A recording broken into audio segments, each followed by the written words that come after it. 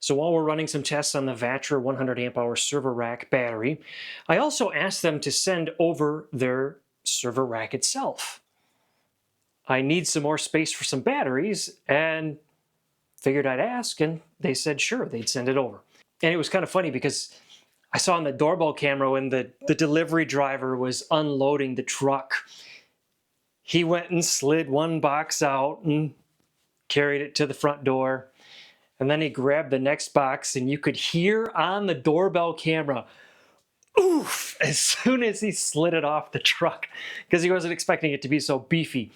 But I'm really thinking that even just from the weight, I'm hoping it's a pretty sturdy rack.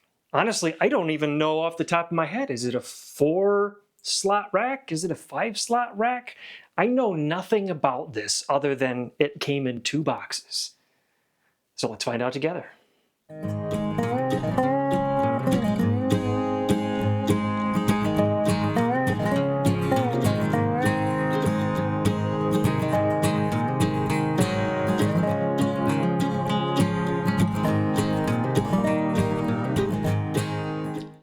So real quick, I wanted to jump over to the Vatrer website so we could actually look at the specs of this rack or cabinet that we're going to be putting together tonight. So it looks like it is a 4U 4-layer rack, 25 inches long by 25 inches wide by 37.8 inches high. And it weighs at about 107 pounds.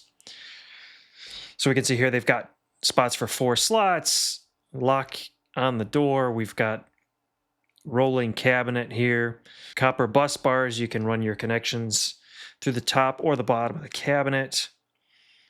Looks like lots of ventilation. And so yeah, you can see here 4-slot battery rack, which should really be nice and allow us to fit almost any battery that is, under 25 inches in depth, probably close to that 22 inches in depth. It looks like a pretty decent cabinet, so let's get this thing put together and see how it works out. So it came in 2 boxes. This one's like some 80 pounds, and then I don't even remember what the weight is of this one. This one has the top and the bottom, and then this has basically everything else. Let's open the top and the bottom first and slide everything out. Looks like, hey, cool. There we go. Are the instructions in here? Probably not. Nope. All right, so let's set that off to the side for now then. Unless they're in there. All right, so this looks like it's the door on the front, punch plate on the front, opening. So let's pull that out. Yeah, that was a lot lighter than I thought it was going to be. I like how they've got the foam on everything, plus they have it wrapped in shrink wrap. Pop more foam out.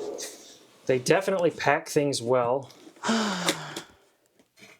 Each of these is slid inside the foam over here.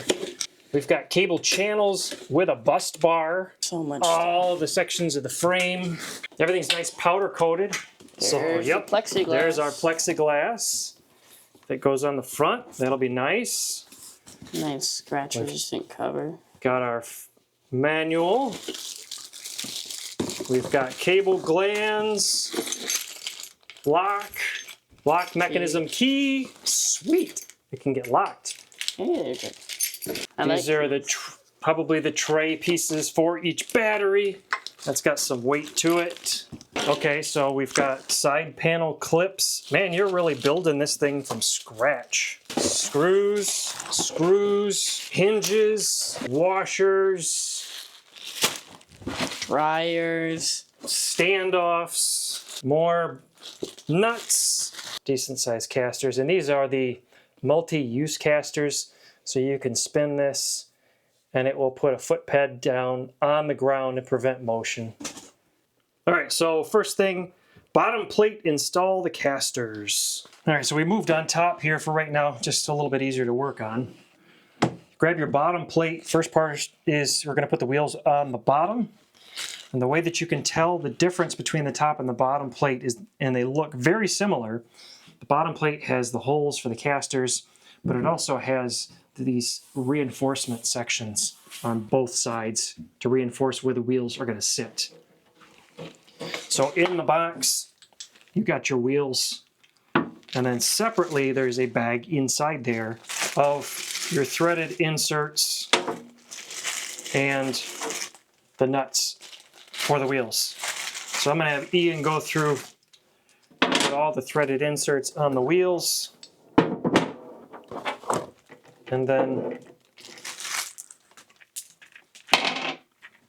we'll end up mounting in each spot, flip it upside down, and then tighten up the nuts. All right, so go ahead, put your wheels, start from the bottom, slide it up in there.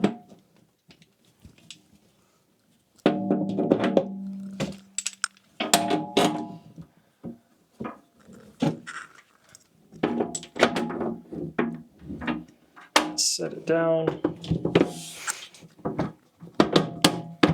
Now you've got some of these that have the hex head up, and some of them are down. Crap. I don't think it's going to make a difference because they're tight. So we'll just put the nuts on. I don't see anything about washers. It's just the nuts.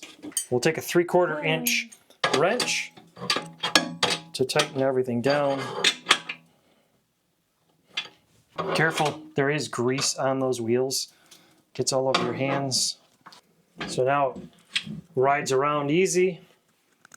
So it says the next step is to install the 4 side pillars. And they're going to come together in bundles of 2.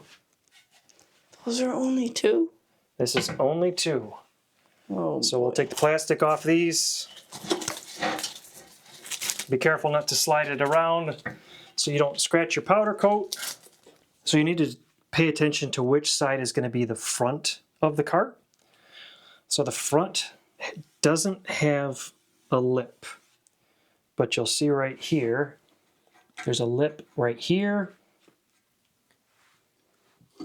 There's one in the back and on this side. So the orientation that we have it right now is this is the front of the rack. And the important reason for that, you need to know where the front is, because you need to make sure that you have the right pillar in the right position, because one set of these pillars is going to have spots for hinges. And there we go. Those are spots for hinges. So the hinge is going to go on the front right side of your rack.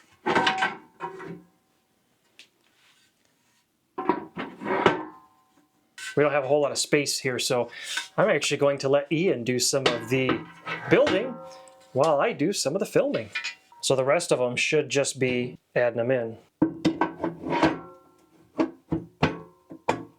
Are we hitting something? Yeah. Try flipping it over. Yeah.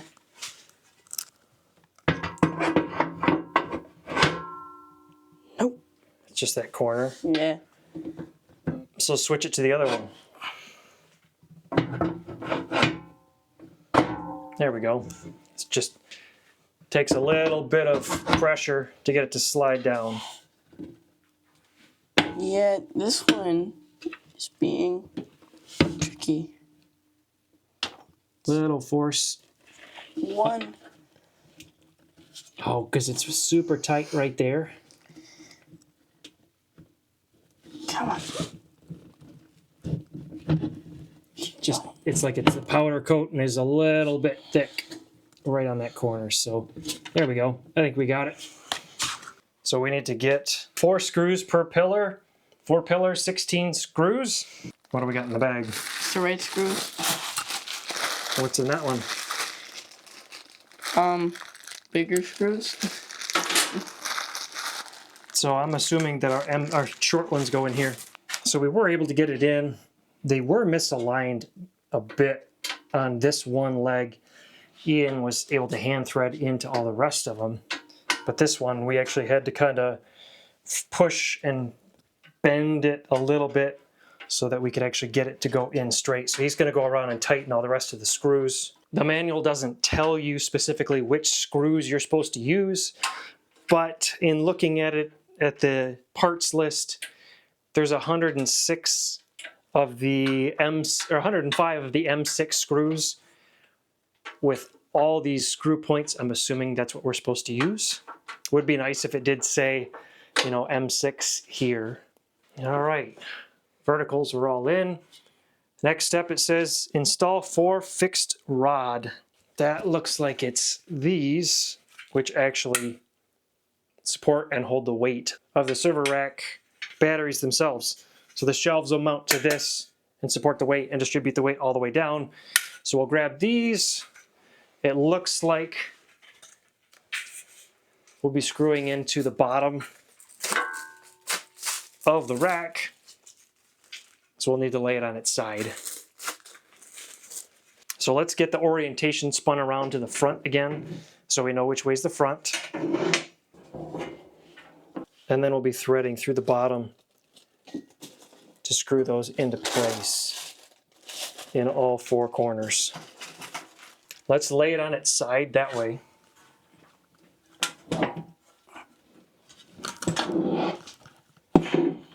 There we go. And then when you put these in, so you've got the bulge here and then a flat spot. This flat spot is actually going to be facing inside of the rack. So then this piece is going to go in just like this. Let's see here. 1, 2, 3, 4, 5, 6, 7, 8. We got to be using the same 105 M6 screws. So I would recommend orienting this the same way the picture shows, because it is kind of confusing trying to figure out the exact layout of how it's supposed to go in. And if this is laid out just like the picture, it's a whole lot easier. All right, so we're going to do this one first. 2 screws. So you'll have your little bulge on the bottom and that fin sticking up towards the middle of the rack. And then this one up here will be the inverse. All right, now we'll do the other side. Okay, you're in. This is kind of fun letting somebody else do the work. All right, I need the next rail. There we go, you're in.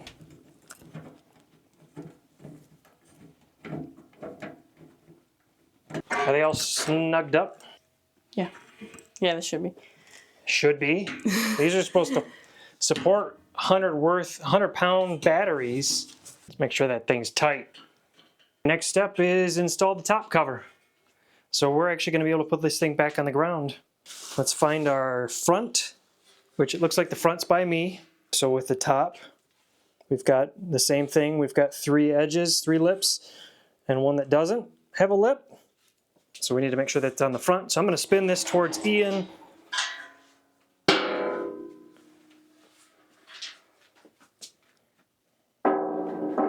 Line everything up. And watch your fingers, because it's easy to pinch them here. Ah! See what I mean?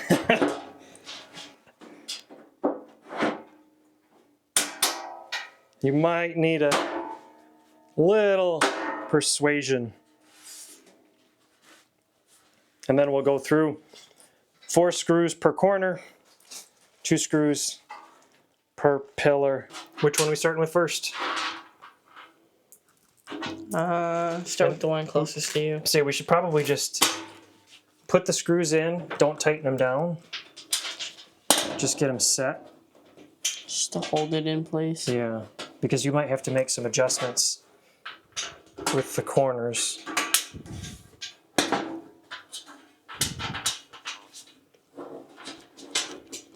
You can go through and actually tighten them down. So far I am liking the construction though. Pretty straightforward. Alright, that part's done. Well, it didn't actually tell us when to install the hinges. So we're just going to install them right now. So it gives you a tiny little bag of 6 M5 screws, and then it gives you your hinges. The hinges have 3 screw holes, but there's only 2 openings on the front of your cabinet. So we'll get those on now.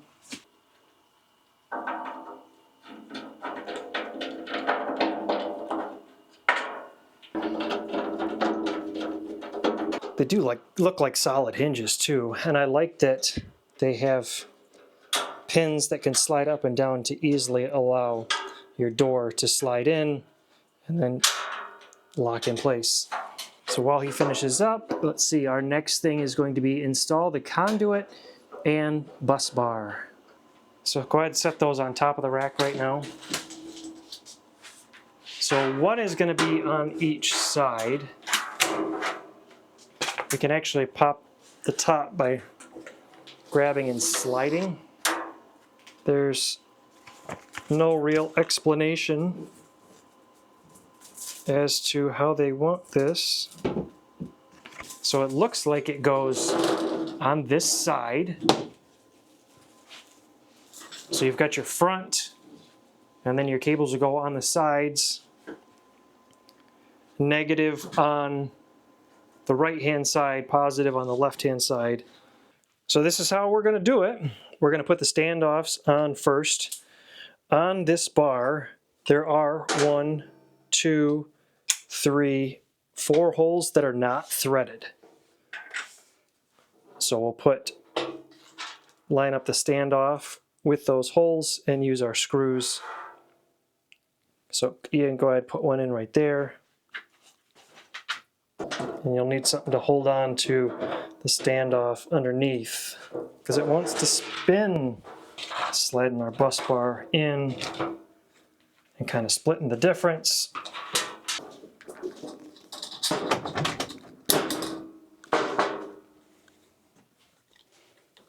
All right, we should be pretty close now. All right, do that bottom one because that's the biggest pain right now. Where is that bottom one? Ah, there it is.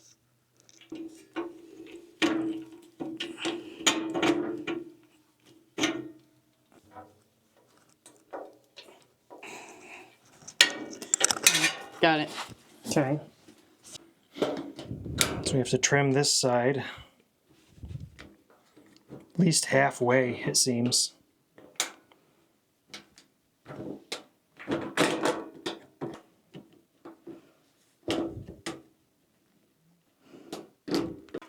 It's pushing the bus bar. There we go. All right, I got that.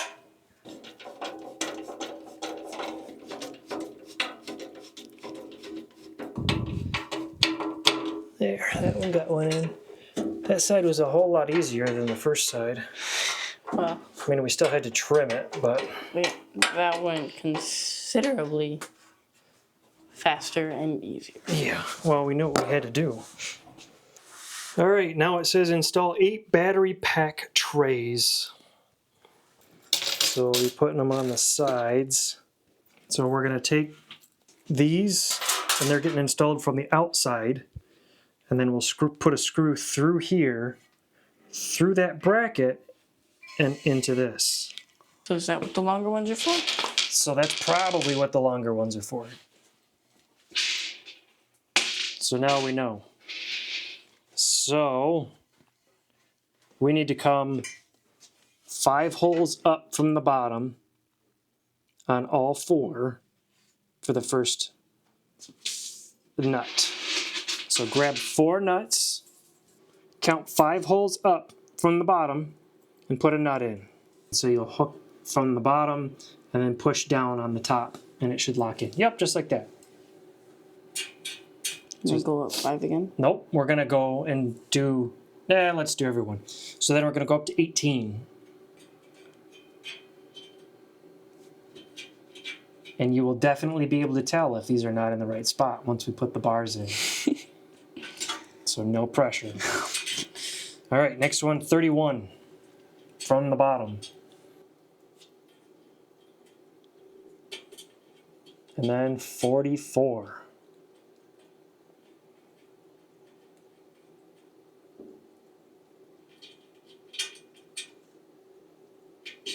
All right, now we rinse and repeat on all 3 other columns. So while he's working on the last side, we'll take these brackets from the inside and then thread them through with those longer screws, because I don't think the short ones would reach. Yeah, that's what these longer screws are for, because they fit. They just barely come through the back of the nut on the back. And then, you know what that means? When we go to lock in a battery into the rack, we'll be doing this same thing with these nuts and the longer screws to lock the battery into the cabinet. So that's good to know.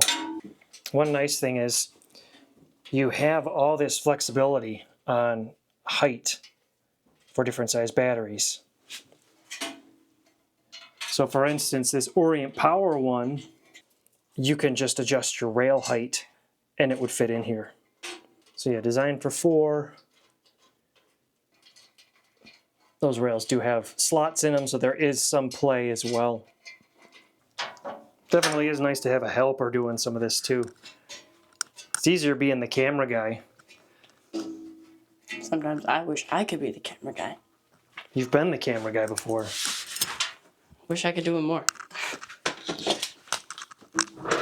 All right, so yep, go ahead and put the covers. You're just gonna pinch it on. So you'll latch it onto one side and then hook it onto the other side. There you go. So that'll help isolate the bus bar from the door. So when the door gets closed, we don't have any shorting going on. Slide her up. It's not sliding. It's because it's catching at the top. Yep, you got to pinch those hooks in. So there you go. All right, so the manual now says we need to put the doors on, what, the sides? Ooh, I didn't even see they had the name on the side. That looks slick. Ooh. So these doors have push releases on top. They're in one of the bags. So we need the push release to pull in towards the inside. Does that make sense? Like that. Right here though. So it's going to go like that so that your tab sticks outside. Right there, just the 2 top. Click. All right, now put your side door in. Pins on the bottom should slide into holes on the bottom. You should feel it drop in. Okay, now push in, and then it clips. Very nice. All right, let's spin it around. See, doesn't that look good? I gotta back up a little bit so you can see it. That looks nice. All right, keep going. Nope, not back yet. We gotta do the other side. Spin it. Come on, Vanna. There you go. Now we gotta do this side. So grab the other one. Gotta pull all the plastic off. But yeah, the name on the side. Vatrer does a good job with logo placement on their products. All right, you need your clips. I'm gonna put them in. Just give me a second.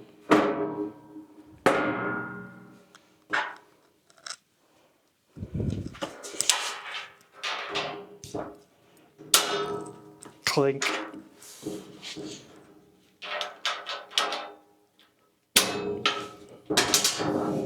I love how easy those go together. Oh, the back door's got venting on it too. A lot of venting. That's nice. The entire thing is practically a vent. It is. But some of these, depending on your configuration, you can really pull some power because you're going to have, you know, potentially at least 400 amp hours of power in these. As it's bunching up, it's getting... Yeah. This is, see what he's doing right now? This is how not to pull the plastic off. Yeah. If you take anything out of this video, don't pull the plastic off like I am. Yep. Because now it's stuck. I can't get it off. There. See all the... Oh, okay. So look at the floor. Foam pieces and plastic pieces are all from just this build. They did package it very, very well. Almost too well. Hey, I'll take, you know, 10 minutes to pull something out of a box if it's packaged well.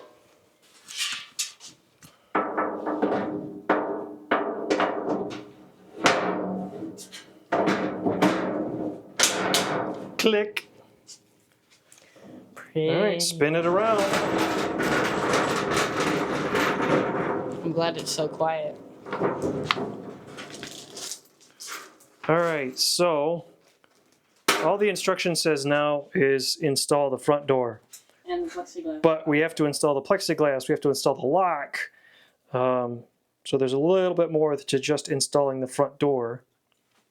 So let's grab one of these pieces of foam, set the foam on top of the cabinet, and then we'll put the front door on top so that we're not scratching it up. And then there's the cover for the plexiglass. Might want to take that off. Yeah, all that has to come off. The cover has to come off the plexiglass. So yeah, find that edge. It's like having to peel open a trash bag. Find that stupid edge. Nice. Now we're gonna have to do it on this side too. Yeah. I saw a bag of, here we go. Woo. Nuts, flange nuts. Yeah, we'll go with the 5/16. Now with this, you have to be like super careful because If you over tighten and you're just gonna bust the acrylic. Yeah. Honestly, with some of this, if you hand tighten it, you might be good enough. Just snug these up. The stud is just barely going to come to the top of the nut. Now the most vital Now part. the locking mechanism. So we need to take these screws off. That's a wrench Ooh, to take this off. So you can use a Phillips if you really want not to. a very good wrench. Oh no, that's not a wrench. That's the actual locking mechanism. That's going to go on that Oh. wrench. Where did I come up with that? Nope, leave that for now. Get a screwdriver to take that bracket off. So then on your locking mechanism, yep, Face just down. like that. All right. So I'll hold that. You line that up and tighten it up.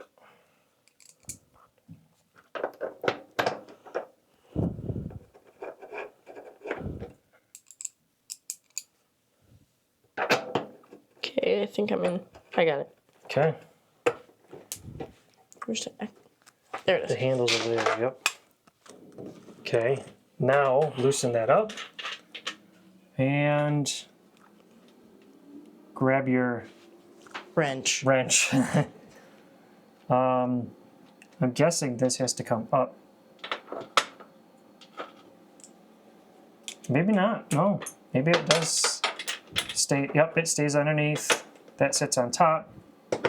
Then the screw goes there. Because that piece that I pulled off is the stop.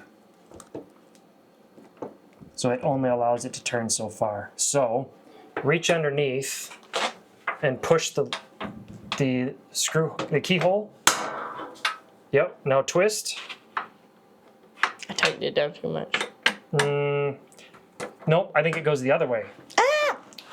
So lock it back. Okay. So yeah, take that off, flip it over. Nope, not that. That.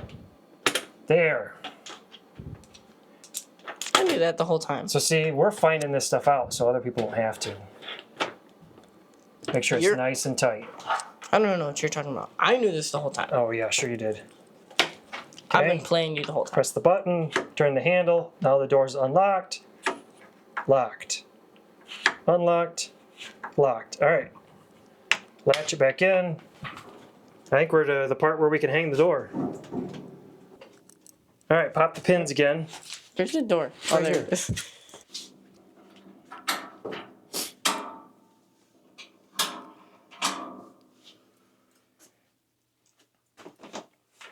Now we try this again. You got to come, in from behind on the top and the bottom at the same time. Okay, so now we're in. Push, push, and down here. Push, and push. Now the door is on. Oh, that's where some of those rubber pieces go. Oh.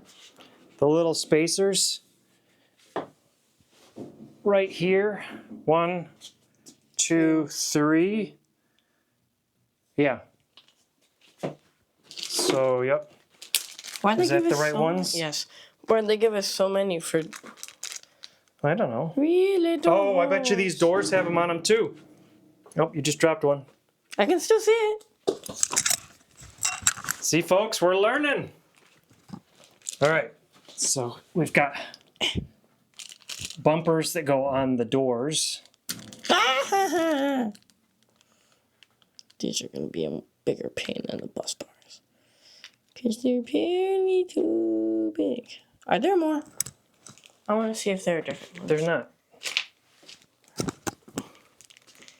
Always worth a shot. Oh, you scratched the glass. It wasn't me. I pulled it out like that. It was fine. No, it wasn't. You scratched it. I didn't. I pulled the plastic off and it was like that. Mm-hmm. Yes, there was a mark in the plastic.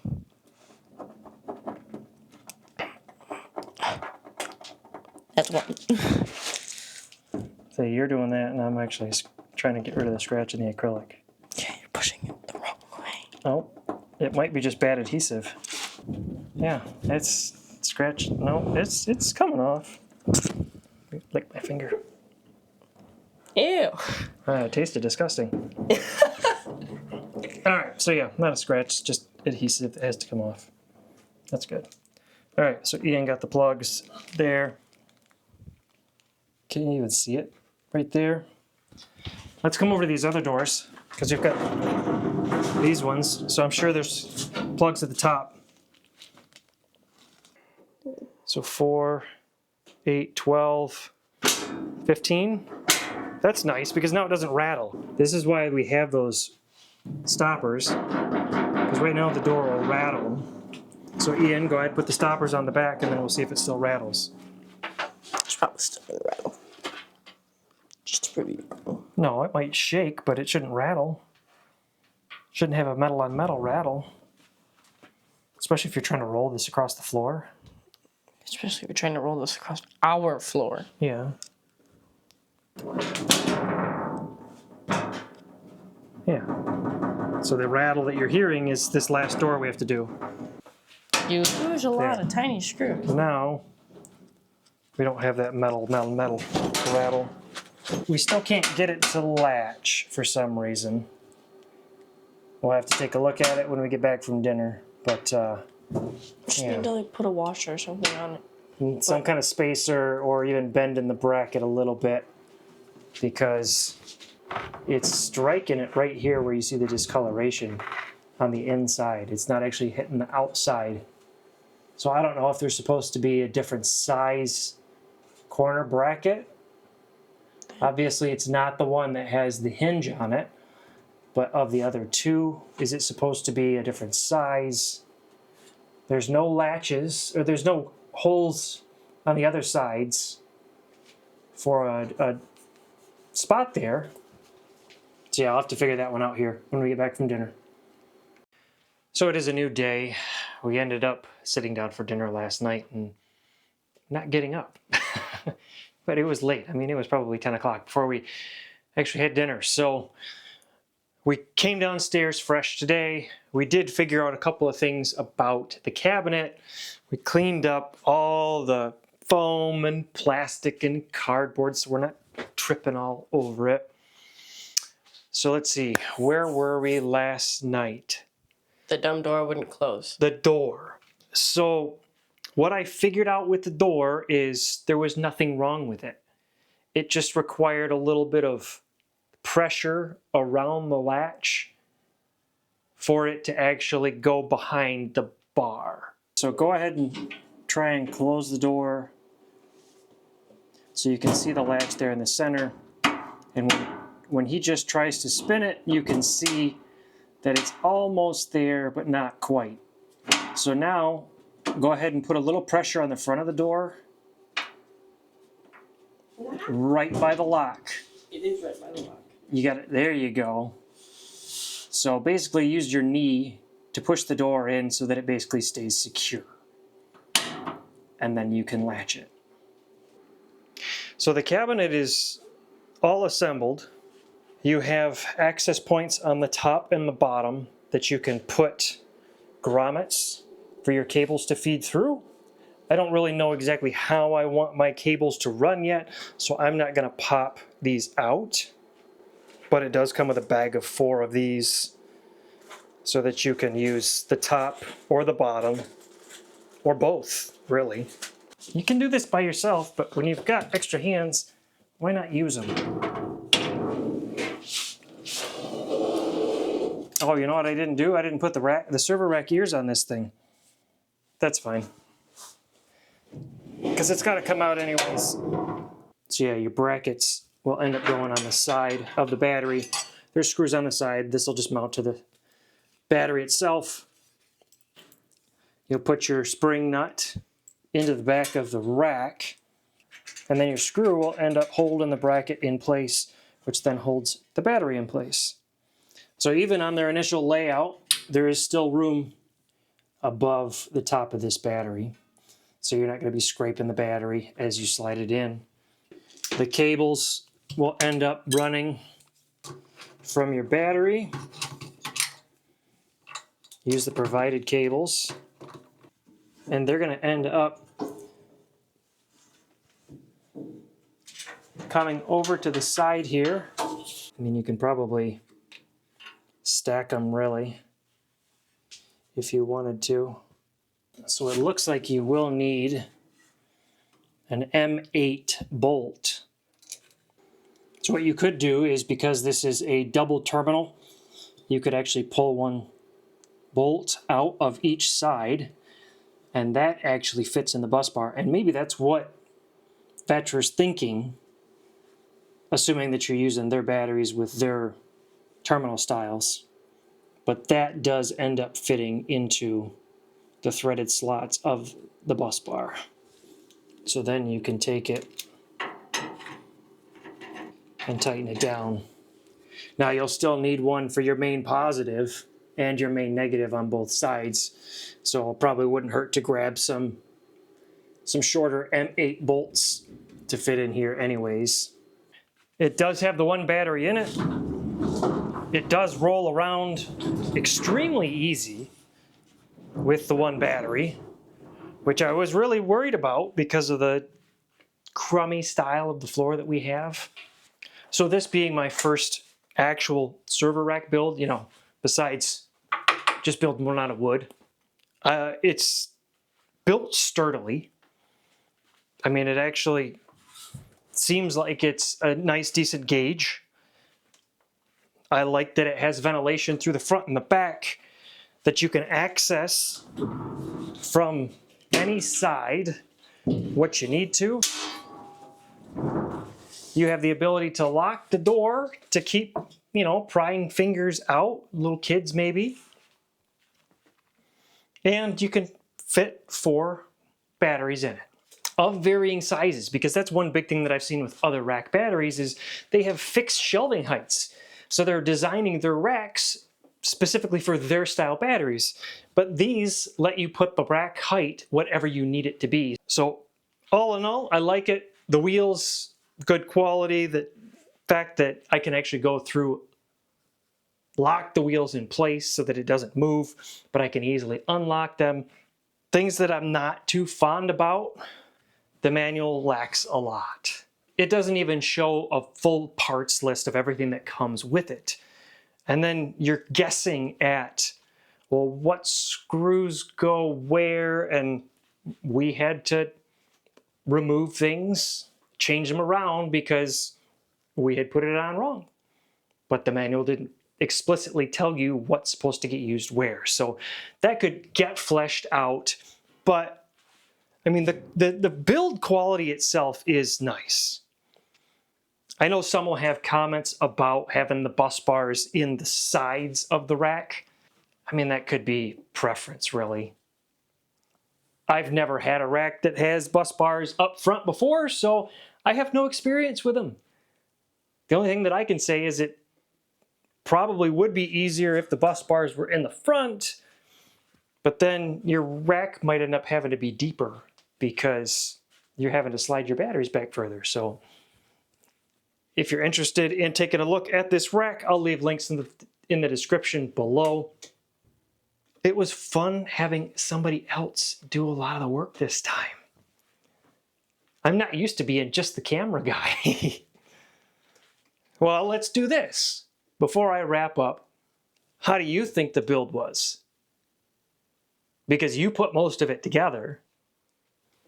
I liked it. It's simple. Well, there are some that are a lot more extravagant and complex. I like the simplicity, but I agree with the manual could use a lot more in it because of the fact that we did have to take things out and move them around because it didn't say. All in all, though, it was a fun, pretty easy build. All right. Well, from a soon-to-be 14-year-old in a couple of days, it was a pretty easy build. So with that, we're going to let y'all go. Y'all stay safe, stay cool, and we'll catch up with you later.